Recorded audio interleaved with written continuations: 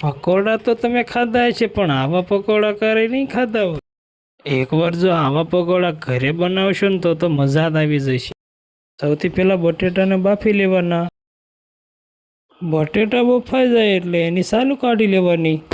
બધા બટેટાની સાલું નીકળી જાય એટલે એનો સરખી રીતે સૂંદો કરી લેવાનો. હવે તેનો મસાલો બનાવવા માટે મરીના દાણા, સૂકા મરચાં, આખા ધાણા અને વરિયાળી લઈને એને શેકી લેવાનો. હળવો હળવો મસાલો શેકાઈ જાય એટલે એને મિક્સરમાં લઈને દળી લેવાનો. હવે એક તવીમાં તેલ ગરમ કરી લેવાનું. ખાંડેલું આદું લસણ એડ કરી દેવાનું. લીલા મરચાં એડ કરી દેવાના. 1 ચમચી ધાણા જીરું અને અડધી ચમચી હળદર પણ એડ કરી દેવાની. સ્વાદ પ્રમાણે મીઠું નાખીને બધો મસાલો નીચે ઉતારી લેવાનો. પછી તેમાં બટેટા એડ કરી દેવાનો. બધા સુંદાને સરખી રીતે મિક્સ કરી લેવાનો. પછી એક કાસરોટમાં બહાર કાઢીને એમાં આપણો દળેલો મસાલો એડ કરી દેવાનો અને ખટાશ માટે થોડુંક લીંબુનો રસ એડ કરી દેવાનો. હવે દળેલી ખાંડ એડ કરી દેવાની.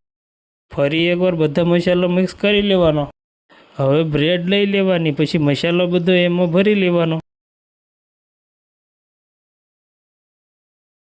મસાલો ભરાઈ જાય એટલે એક સાકાની મદદથી આવા ટુકડા કરી લેવાના અને આપણા પકોડા બનાવવા માટે તૈયાર છે. હવે એક તપેલીમાં 2 રકેબી ચણાનો લોટ લઈ લેવાનો. સ્વાદ પ્રમાણે મીઠું એડ કરીને થોડું થોડું પાણી નાખતું જવાનું ને આવું બેટર તૈયાર કરી લેવાનું. હવે ચટણી બનાવવા માટે ગરમ પાણીમાં ગોળ એડ કરી દેવાનો. આંબલીનું ખાટું પાણી એડ કરી દેવાનું અને ઉપરથી ગાંઠિયા એડ કરી દેવાનું. આવી ચટણી તૈયાર થઈ જાય એટલે નીચે ઉતારી લેવાનું. હવે આપણે બેટરમાં પકોડાને ડુબાડીને તવીમાં તળી લેવાનું. પછી ઝારાની મદદથી તેને બહાર કાઢી લેવાના.